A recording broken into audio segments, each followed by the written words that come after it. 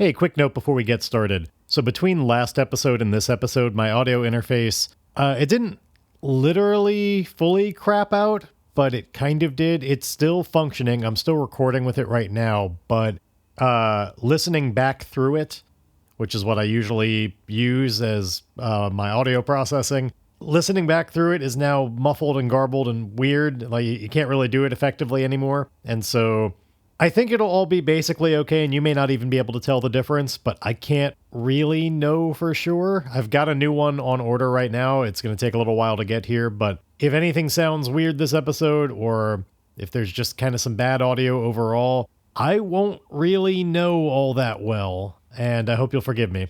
So anyway, let's see what happens. So, literally, right after I recorded that, before I even started recording the episode, I looked into one quick more thing and found out it was not the audio interface that was a problem. It was indeed just a 1/4-inch headphone adapter. If that means nothing to you, it's the difference between replacing something that's $150-ish and replacing something that's about $1.50. Also something that I already had several replacements of already. So we're good to go. Enjoy the episode.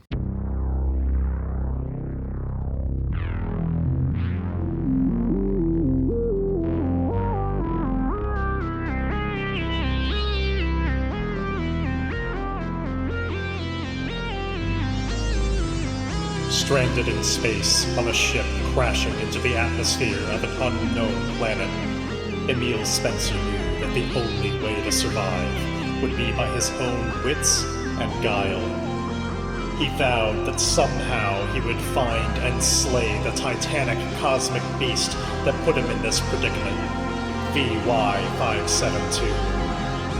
With every installment, we follow Emile's explorations and discoveries on this journey of revenge against all odds. I'm Midnight Jester, and this is the Left Behind Starforge series.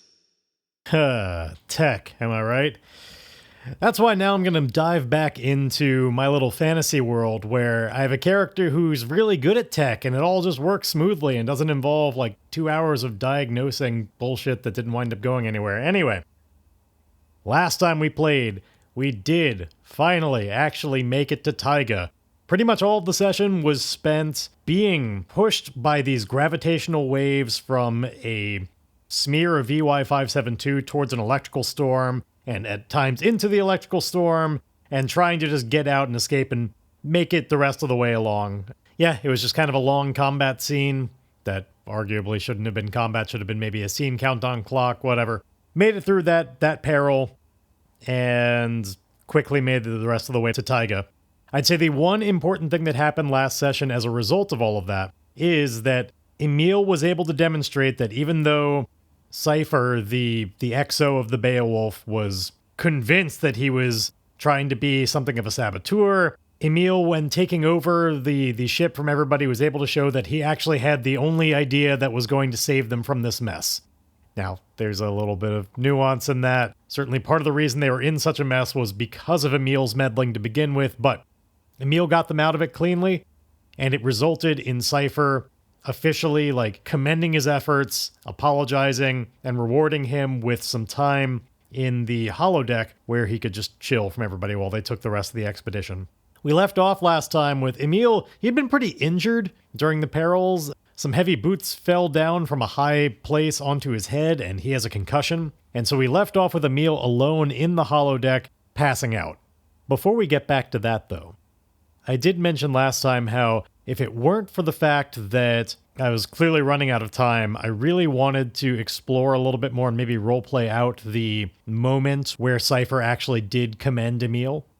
And I mentioned how I wanted to do that as the vignette for this time, so let's do that. So this is back at the very end of the combat. They have finally escaped from the electrical storm. Emile had barred them. Everybody who was on the bridge, he had locked them in there. They finally forced open the doors, and they see Emile with his holographic setup. There's information all around him. He is clearly almost overwhelmed with it all, manically dealing with as much as he can, working through code as quickly as possible and setting up subsystems for the computer to be used.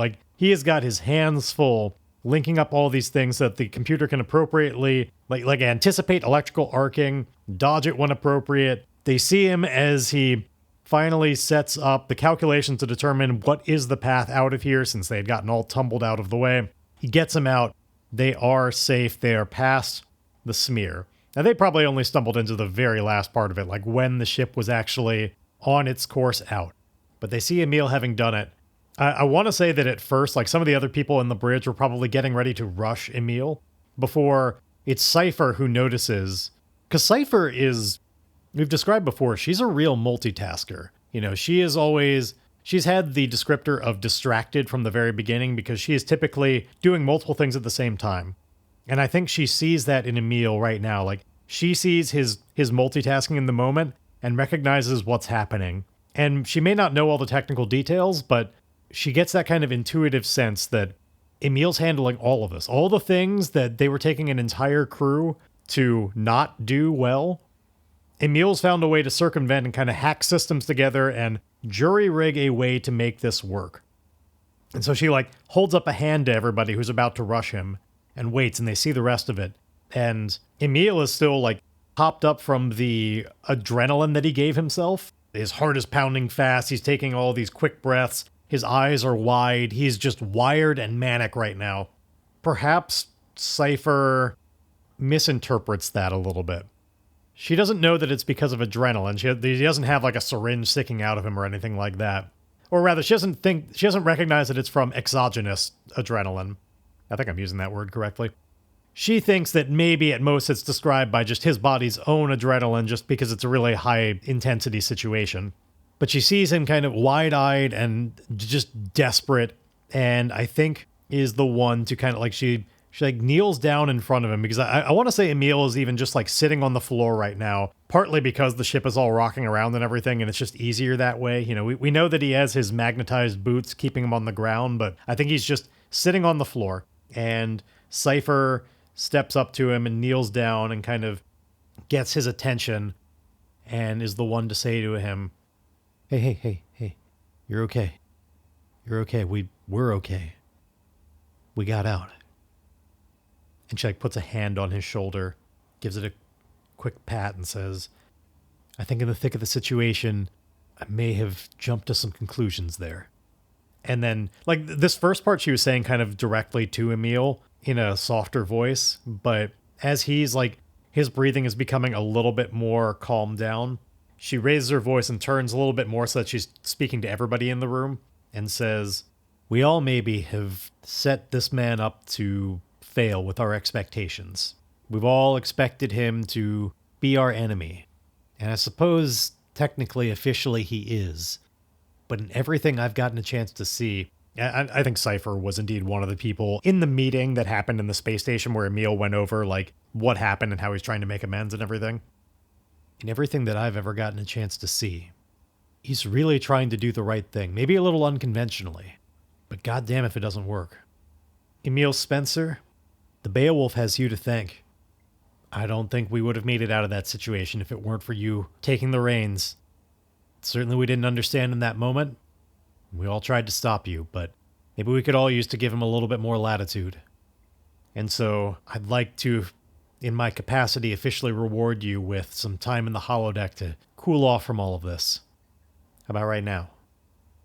And Emile is just kind of like quietly nodding. He still hasn't just found the capacity for words right now. It's all a lot to take in.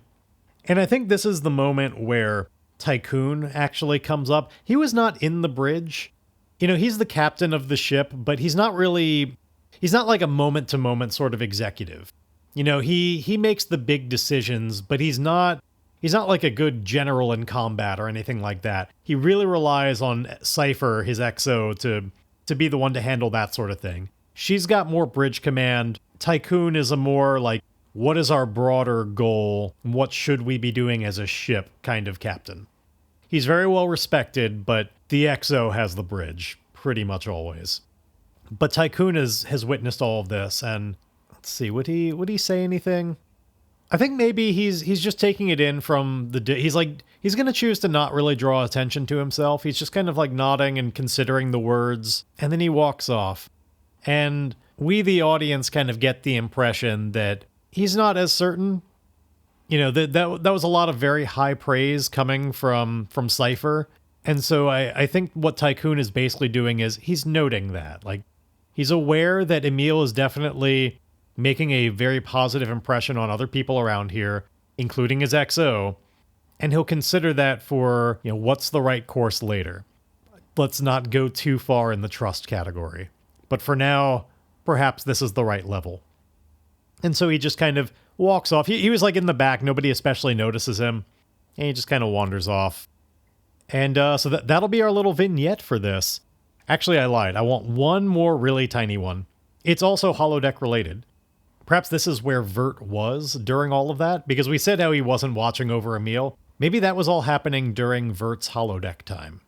And so just really quickly, we also get a glimpse in the holodeck as like Emile sort of trades out. Vert's time runs up and Emile trades in for him. We get a last little glimpse of what Vert was doing in there.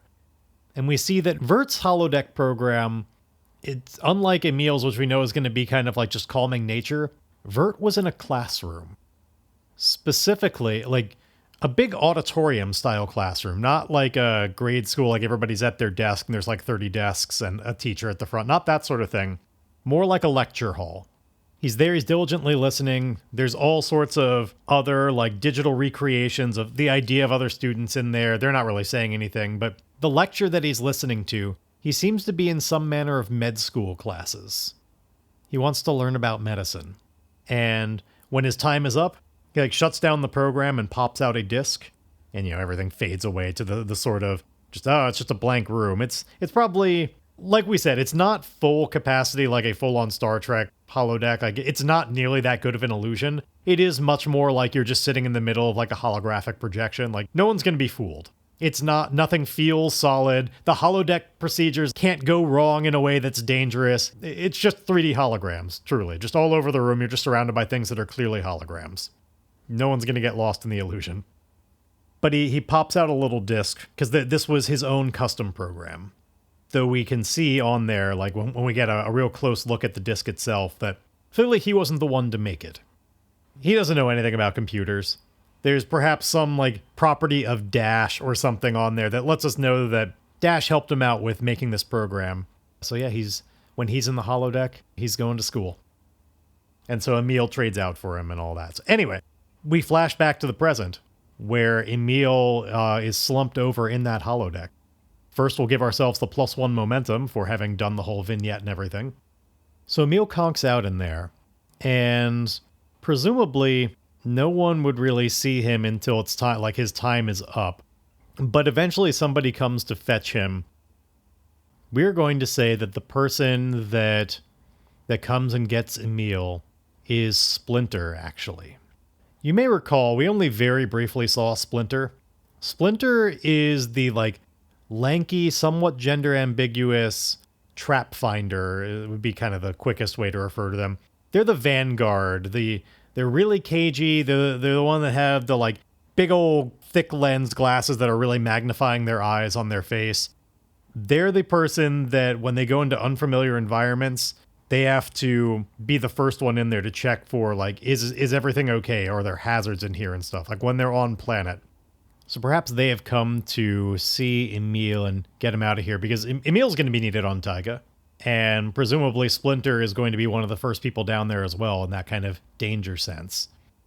Perhaps even it's just going to be Emile and Splinter actually going out to the colony itself. Like the ship is going to land and everything. Like everybody is going to be in the rough area, but as far as going to Vega and dealing with getting the power core and everything, for now it's just going to be Emile and Splinter. So Splinter has come to get Emile. We see just everything about their movements is very careful and like almost like they're creeping along, being like every step is done very quietly with the kind of like fox steps of like toe first and then bring the heel down. And they have a little bit of a hunch in the way they walk. Like they're very tall and lanky, but when they move around, they try and like minimize their form a little bit and are always just like really looking around with every step to be aware. It's just kind of habit at this point, even when in a familiar environment. It probably wasn't as bad when we saw them in the like briefing room, But around Emile, it's all turned on. And so we hear like a little bit of a tinkling rap of fingers just on the metal door of the holodeck. Like if you were to just kind of like, I'm not exactly sure how to describe this. Drumming. Like if you were just kind of like drumming your fingers on it very lightly.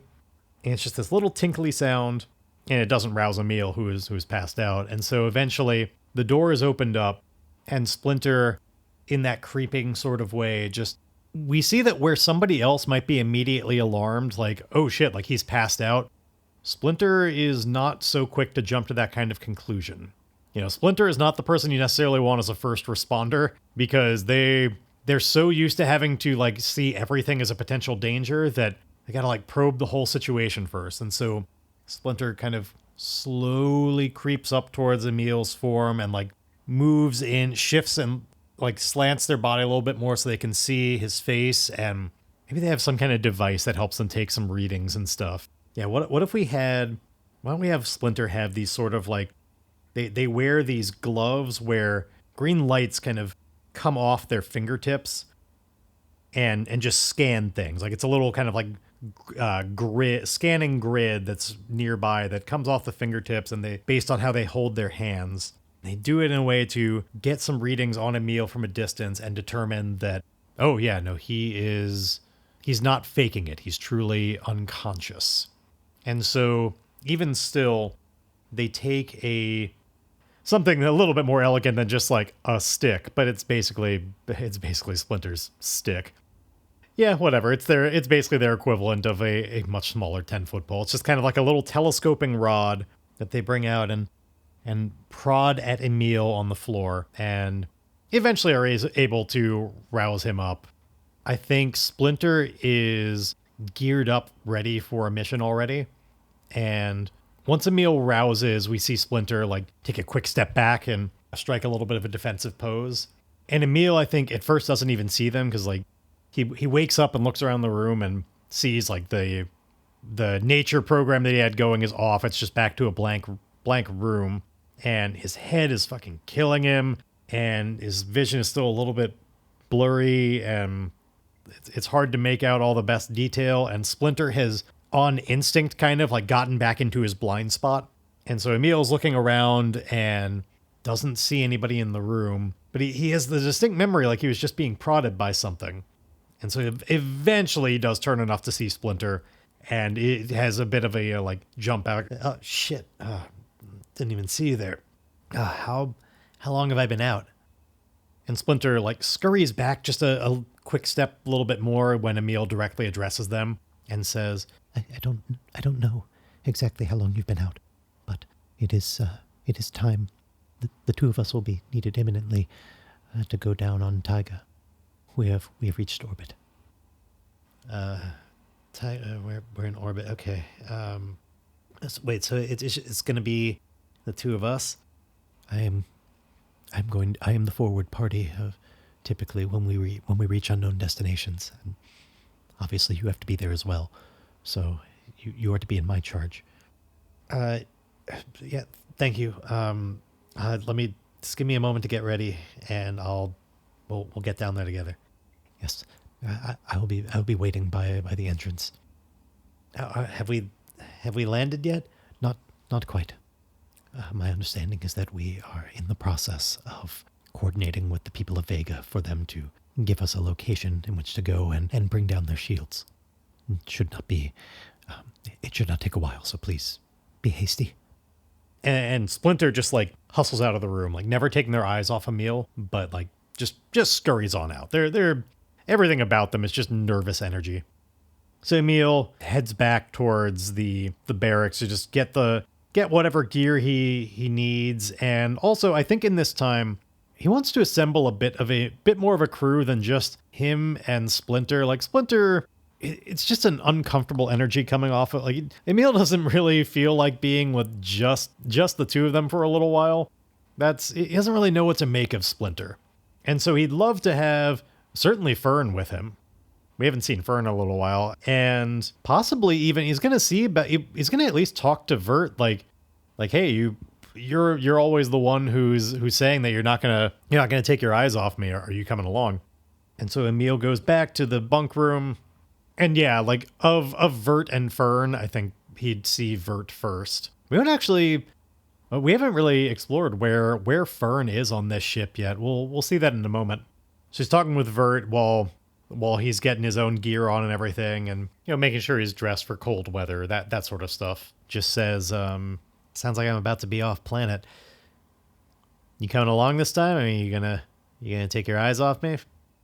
I think for the moment, like Vert's not going to go. Vert is just like, I trust in the way this ship is run, and if they think Splinter is an appropriate supervisor for you, then that seems about right. Maybe I should put it another way.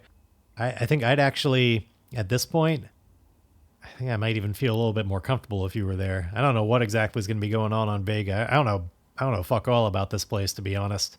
And I don't know, Splinter seems like a lot of things, but maybe not the backup I'd need in a fight.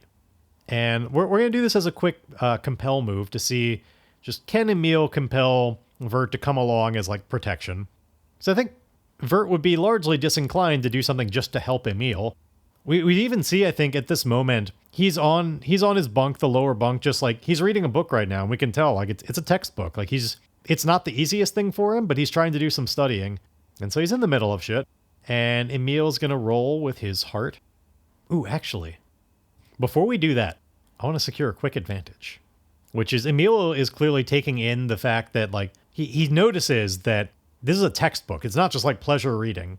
And so he's able to put together from that, Vert is in the middle of studying. The way he's reading the book is in that way where like he's reading a question and like he'll cover up something and he'll look off and he's like trying to figure out an answer and then he'll look and reveal it. We can tell he's like quizzing himself in a flashcard sort of way. So Emile is going to try and secure an advantage to figure out like, does he notice that? And can he put together a way that he could help quiz Vert along the way, like during moments where they're waiting. So you could be like, hey, you don't even have to give that up. So we're just going to roll quick wits on this to see, like, it's a combination of his noticing and putting together that would be a helpful thing to add to his argument. And then also like maybe downloading that stuff to his computer, which I'm not going to give my tech asset for. It's too low rent. But we're just going to make a wits roll for secure an advantage. And I get a weak hit. So I could take the 2 momentum or a +1 on my next move.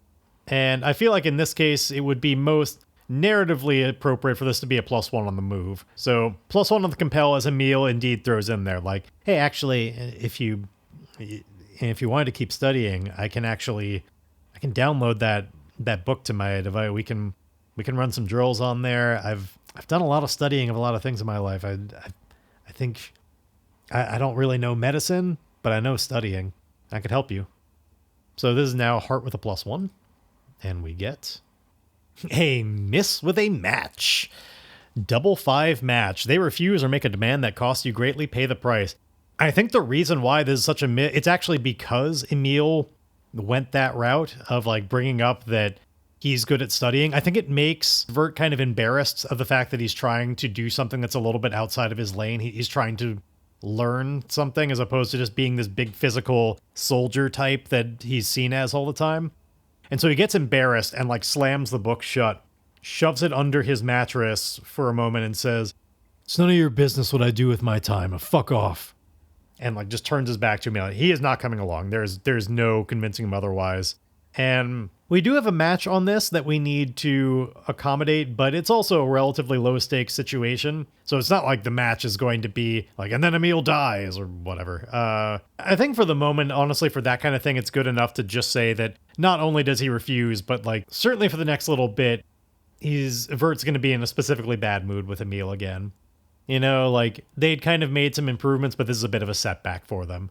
Whereas before it could have been something along the lines of like, no, I'm busy. Like that's not good enough. I'll be too distracted. It could have been a miss like that. This is a miss of, and I'm angry with you. So we'll just go with that. And so Emile, he dons the rest of his gear and it's like, all right, fine.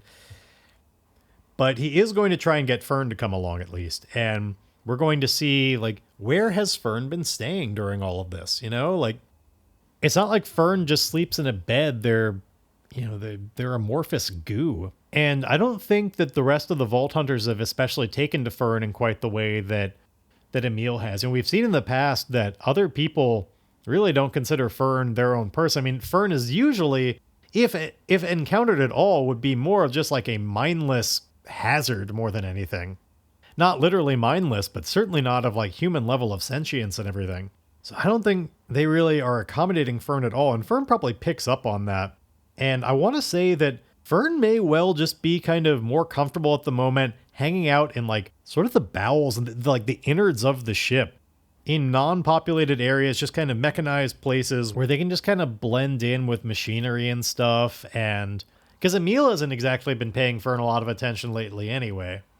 And you know what? For the sake of hurrying this along and not dragging out on every moment, I'm actually just going to do a quick oracle to say like, hey, does Emile find Fern or not? Because I don't know if Emile knows exactly where Fern is. So I'm just going to put this at, we're going to ask the oracle, can Emile find Fern in this moment? And I'm going to put it as 50-50. And we get no. A really high no at that. Emile doesn't really know where Fern is. So it's, despite what he wants, it's just going to be Emile and Splinter. So Splinter leads Emile down the loading entrance of the Beowulf onto a bit of a landing pad. And this landing pad is way high up in the mountain, so it's frigidly cold up here. Utter sort of blizzard conditions. It's hard to see very well, but what they can make out is that a little bit towards the end of this landing pad, there's a walkway that converges with a couple of other nearby ones and naturally funnels you towards this outbuilding way up high in the mountains. And we can see that nearby are all the like satellite dishes and antennae, all the various things that have allowed this place to have quite the internet operation that we described in the past. Like they've got very high speed internet here. Their connection to the sector net is strong. We can see all of those apparatuses up here, but they're funneled in towards this outbuilding. And we can already see from the outside that there's sort of a front entrance that they'll be going into. And then beyond the back way, there's a gondola system. We can see it's just a little bit of a cabin that could probably fit about, maybe a few dozen people if you were cramped in there, or definitely 1 or 2 dozen pretty comfortably. It's sized enough that it could have people or equipment or whatever. Not like a full spaceship or anything, but pretty large gondola that goes down on these sets of cables that go down from the mountain to what we can see down below from up here. We see the energy dome of Vega itself, way down below on the actual ice, thousands of feet below. But the energy dome itself makes it sort of stand out, even through all the blizzard conditions. Splinter takes the lead, bringing them towards the outbuilding, where there are some very heavy doors keeping out the cold. They come up there. There's a voice on an intercom that greets them, basically saying, "State your business. Confirm your identification." And Splinter says into the intercom, We are the representatives of the Beowulf. We've just spoken with you over communications. And the doors let them in and then pretty much immediately shut very tightly behind them with a sort of sealing sound. They are pneumatically closed. Inside, it's pretty Spartan in here. There's not a lot to it. There's basically just enough room for somebody behind a countertop who is at a terminal. They've got a connection to all kinds of things. They've got a headset on that allows them to communicate with somebody from the outside. And there's another set of doors that are labeled. They're also sealed, and they are labeled as heading to the gondolas. And we can see that above the door itself, there are these like portholes that are currently closed, but to somebody living in this world, it is very clear that there are some like high-powered turrets behind those that are ready to be quite the defense if you were to try and break your way past this door. Like this is their big security screening part, because if you get on the gondolas, from what we saw before, they would actually directly take you through the dome itself. The other station is already on the inside, so if you were to rush through this, that would be a huge security breach. So they've made it pretty defensible. The person behind the terminal is clearly opening up like some kind of program back there, and the man is addressing like line items in a questionnaire. "What exactly is your business on Vega going to be while you're here?" And at that, Splinter kind of nudges Emile Like, come on, this is your thing. And so Emile says, "Oh, right. We're going to the scrapyard. I've got a he keeps like he's searching for words a lot right now. He's clearly having a little bit more trouble communicating than usual as he holds onto his head and says, a part. I've got a part designated down there. Are they expecting you with an appointment? I don't know. I don't think so. I don't think they know specifically when, but it's a part on reserve. You can consult them. Highly unusual. I'm going to make this guy need a little bit of convincing. Not because what Emile is saying is so out there, but when we were generating Vega, we talked about how there was a settlement trouble of there was somebody on the inside who was working with the people of Sigil to try and get off this planet. They were going to help Sigil take over, potentially through the use of this gondola. So the reason why they need a little bit of convincing is they in general are kind of after their own best interests. And if there's any room in here for him to try and like get a bribe or something, he's going to be angling for that. So basically, if Emile doesn't get a full-on strong hit, he might have to supply a little bit of a bribe in order to get past. So we're going to make that compel move just to see if he can get in cleanly. Like, hey, come on, we've got official business here. Let me in. So it's going to just be just a heart move. And we get... All right, we do get a weak hit, which is indeed the condition that he offers is that it becomes clear that he's looking for a bribe. So if we want to get past here, we're going to have to give him a little bit of a... we're going to have to grease the wheels a little bit before we take this +1 momentum. Basically, the way this looks is he says, It's very, very questionable. But I suppose you are going to a place that could be very helpful for me. The man who runs the scrapyard goes by the name of Static, and in addition to securing parts from the ship, he's also been known to make a very stiff brew. Suppose if you were to get some of that for me, that would be more worth my while. And so Emile is going to agree, like kind of shrugs, looking at Splinter and says, I don't see any reason why we couldn't do that while we were down there anyway. And notably, he doesn't give Emile any money for it or anything.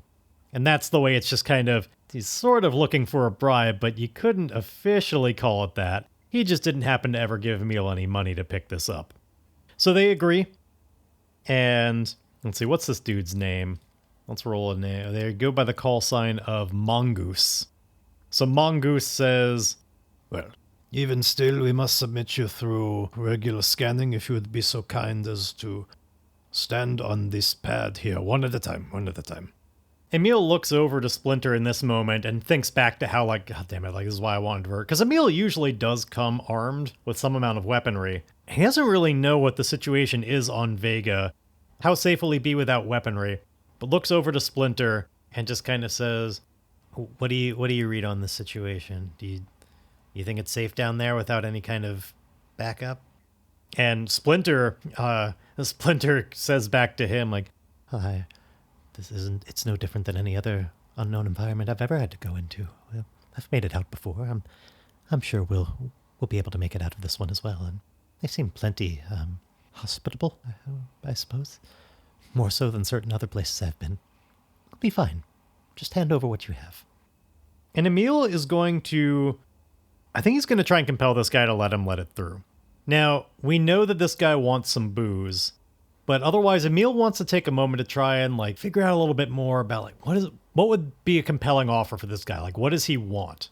And so I'm going to have him secure an advantage with wits at the moment to just take a look around the room, read his body language and everything, try and figure out what's a person like this guy need?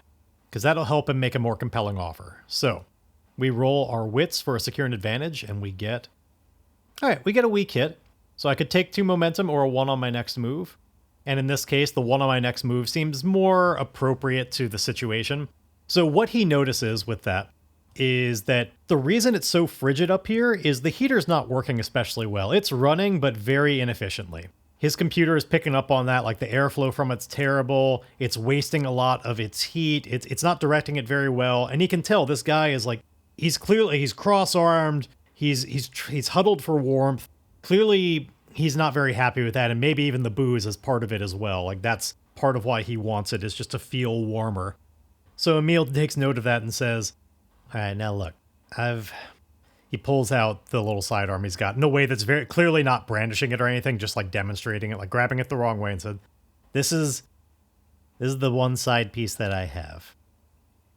I do feel like I need it for my own protection, but I think a security specialist such as yourself would be able to tell that there's only so much bad I can get up to with just this. I know you can't trust me, but I can't really trust your people either. I just want a little bit of personal protection. That way I can get in and out smoothly, I'll be able to get your booze, I'll even do it a little better for you.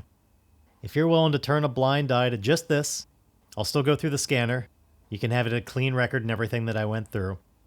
But you let me through with just this, I'll take a look at that heater and get it fixed up for you. How's that sound? So we're going to make a compel move here. So this is going to be Heart with a +1, earning us a weak hit. So they'll do what you want or agree to your conditions, but the agreement comes with a demand or complication. I think this one's easy. It would be fix the heater now and prove that you can do it. You know, your words are all well and good. So he just kind of sits there and goes, If you can fix that heater, it would warm my attitude towards you as well quite a bit. So Emile says, all right, easily done. All right, we're going to actually make the repair move here because we can try and repair a device with this. I've never done it in this way, but we are making our own repairs. It's a wits move. And based on how this does, we'll get a certain number of points that we can do. And one of the opportunities is to spend 3 points on repairing another device, or 2 if we do it with a complication. So, all right, let me just make sure. Does one of my assets contribute to this at all? Because we do have Gearhead. Yep, when we make a move to craft, repair, repurpose, or modify equipment or technology, add +1 and take +1 momentum on a hit. Oh, and, well, okay. Our workshop would also help us when we repair in the field, but we're not going back to our workshop on the ship in order to do that, so we don't get that. But we do get a +1 as we make an attempt to repair this really quickly. Emile says to Splinter, so just be a moment, just hang tight. And Splinter is more than happy to just take a greater opportunity to assess the security of the situation while Emile works on this. Probably standing way far back. They don't know how good Emile is at repairing things, and they're worried, like, if you monkey around with the heater too much, like, who knows what kind of blast of heat you might make or something. Like, they're staying far away in case they look at it like a potential trap. So here we go, wits with a +1. Okay, we get a strong hit. So because of our Gearhead, we'll get 1 momentum on this, but we also gain, let's see, we're in the field, so we gain 3 repair points, which is exactly what we need to repair any other device without a complication. So there we go. We don't even have to sacrifice resources to get extra points. We get what we need. So our momentum goes up to 5. And yeah, in short order, Emile is able, he takes this thing apart, puts it back together, gets a nice blast of heat in a comfortable sort of way, not like a trap kind of way. And we see as Mongoose immediately is like getting into the direction of the current. It's like, you have no idea how long I've waited for something like this. You are a true saint. And like he's got his eyes closed while he is absorbing it. And he kind of subtly gestures that like Emile should go stand on the scanner now while his eyes are closed, and then he wouldn't be able to tell whether or not he had obviously taken a weapon away, got on the scanner, and done it again. Like he kind of like gestures, like, get on the scanner. And so Emile puts his gun on the counter, gets on the scanner. Oh my god, look, a nice clean scan. Takes the gun again, and Mongoose just goes, oh, I'm so happy to find that you're not bringing any contraband into Vega. Thank you so much. And what about you? He says, gesturing to Splinter. Splinter goes through regularly. Splinter is not actually, doesn't have any weaponry. Splinter is more the, like, assess the situation and disarm things if necessary kind of person. They're not armed. So they each get through the scan just fine. Emile has talked his way past the weapon problem. So he types some stuff into the computer and says, well, it seems then that you are all cleared to go. The gondola will be up here shortly. And it comes. You know, we'll skip ahead a little bit. The gondola comes. Eventually, it opens up the doors. They get on it. It's a long ride down. It's slow and, like, disconcertingly sways in the breeze. Not in a dangerous kind of way, though.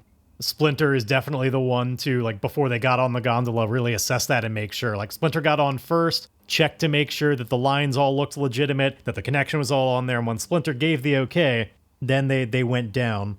But even when it's operating correctly, it's still just, when you're that high up, even the slightest jostles feel that little bit uncomfortable. They're on their way down, and Splinter says to Emile, The curious thing about this is that we're going to be going straight through the dome itself. Now, I've, as far as I've been able to tell by analyzing the gondola itself, it appears that there is a mechanism on the outside that should allow it to counteract the field, repel it as we go through, and so nothing will happen as we pass through safely. But of course, if any of those, if even one of them is faulty, even a single one, we'll be utterly incinerated as we go straight through and nothing stops the field, and that'll be the last of us. The gondola will survive, if that's any consolation. And Emile, who's just like still rubbing his head and like a little blurry-eyed through all this, just goes, Great. Thank you for letting me know. It is nice to not be the only one suffering my own inevitable doom in this situation. If it would make you feel more comfortable, I could look at it myself to get a second opinion on if any of this is faulty. No, even if you found out, then really there would be nothing we could do about it from here. We can't reach it from the inside, and so it would just be a more certainty that we're approaching our death. I'd rather have it be a bit more of a surprise. We're of two different approaches on this, man. To me, knowledge is better. Give us an opportunity to get there, because he like gestures down below. Looks like we still got a little ways. I'm sure we could come up with something. And so they sit uncomfortably in the gondola, waiting until the moment comes where they pass through. And indeed, all the things are working correctly. The field opens up just enough to be repelled around the car as they slip through. And then when they're finally through on the other side completely, and there's no more puncturing the energy barrier, there's definitely a sigh of relief of, we live another day. They make it to the ground. Emile and Splinter, they're now in the middle of the city, and it's not a huge place on the inside, but very notably, now that they're inside the barrier, it is significantly warmer. They're all dressed for cold weather from the outside, but they have nice climate control in here.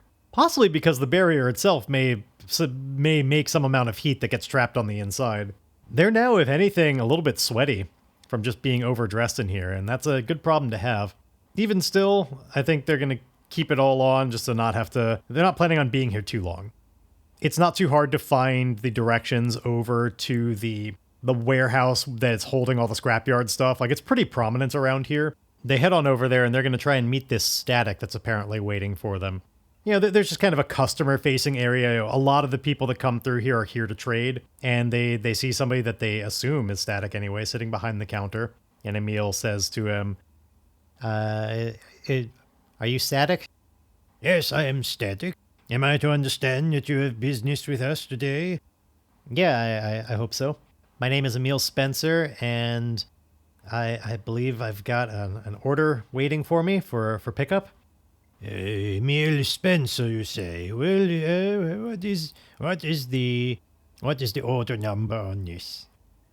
And so Emile opens up his email that he has the information from, reads it all off, and says, and the guy is like slowly typing it in. He's clearly not nearly the tech aficionado that Emile is. He's doing like hunt and peck kind of equivalent here. Let's see here. Well, it seems... yes, you said Emile Spencer? Yeah, I did. We do have an order here for you for one... whatever version. I forget what serial number or whatever I may have spouted off, but for the power supply. Is that indeed what you are expecting here? Emile verifies, down to the letter, like, yeah, that's the one. Whatever I have to do to make this official and pick it up. I simply need you to sign your name. It's right here on the pad in front of you, and we can begin picking it up. Oh, perfect. And Emile does so, like, without even really thinking about it, It's wonderful. It is... Oh, that's odd. What? What's the matter? Well, it's, once you signed your name, and the system moved on to this being a accepted order, something came up. A note is down below now. It says this order has some manner of attachment to it. I've not seen such a thing before. And he's like reading on the screen and goes, It's okay. I've been instructed to... There's a video here that it says I should be playing for you now. video, what the hell? And he does the thing, he makes it so the screen is oriented towards Emile and says, Please, if you would watch this. And the video starts playing. And we see that coming on screen is a recording of Deuce. Emile Spencer, thank you so much for completing your order and going to Vega as we discussed. Now that you have taken it in as your property, I do believe officially our business is concluded, and any outstanding vows are no longer active. Emile's nodding. Yeah, okay, get to the point. With all of that said, now that the vow is complete, I do wonder if you maybe recognize this. He like pushes play on a thing on his end, and an audio starts transmitting through that is very clearly the audio of Emile talking to the builder, divulging company secrets. If you remember way back then on Hyperion, Emile didn't realize that he was being bugged when he was having this secret meeting with the builder. He divulged old LazTech secrets as part of the way of convincing the builder to help him out and help try and keep LazTech from taking over all of that. Emile was being recorded, and I've been waiting for a long time for the shoe to drop on what would happen because LazTech knows, or Deuce knows anyway. He halts the playback once it's clear what Emile's listening to. Emile's eyes have been widening a little bit.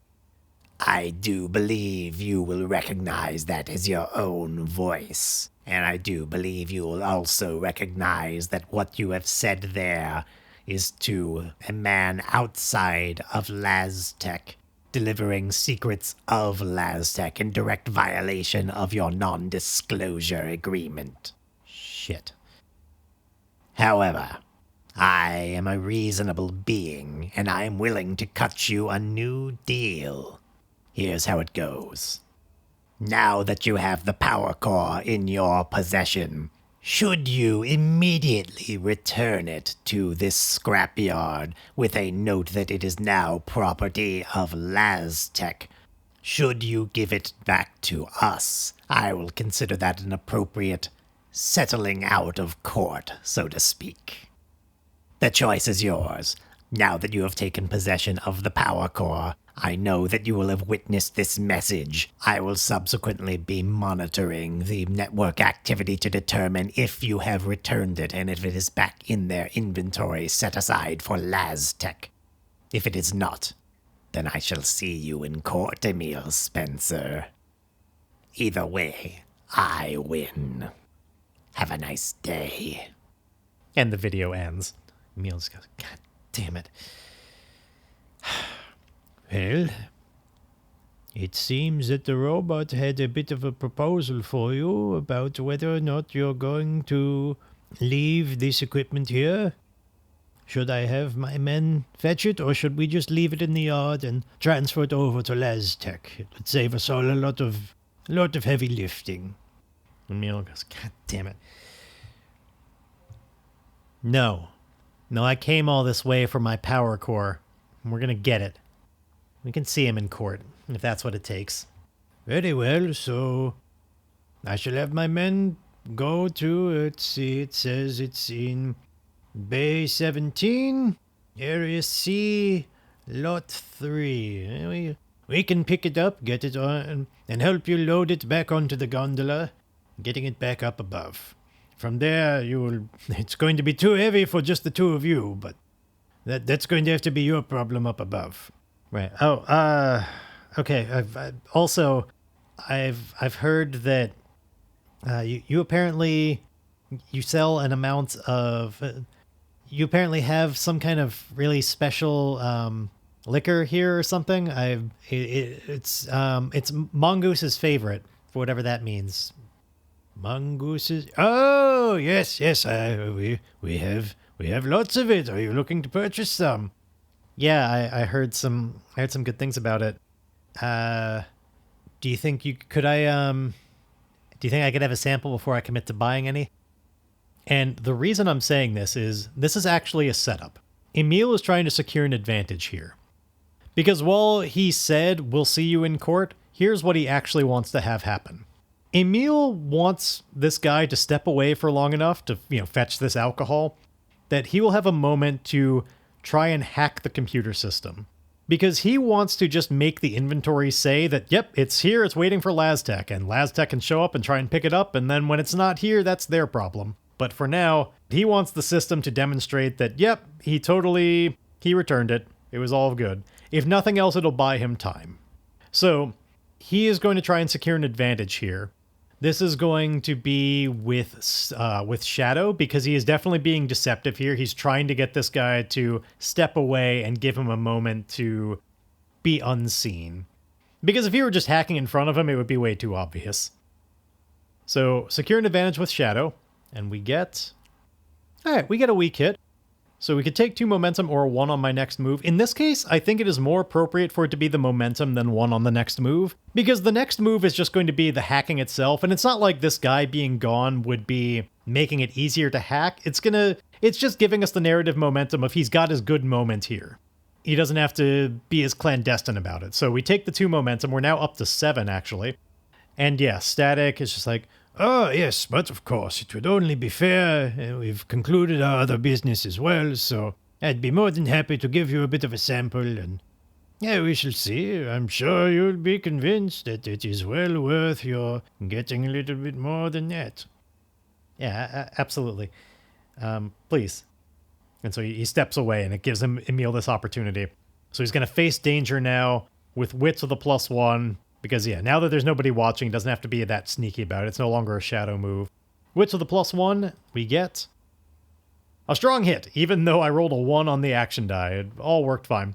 So we're successful and take 1 momentum. We're up to 8 momentum.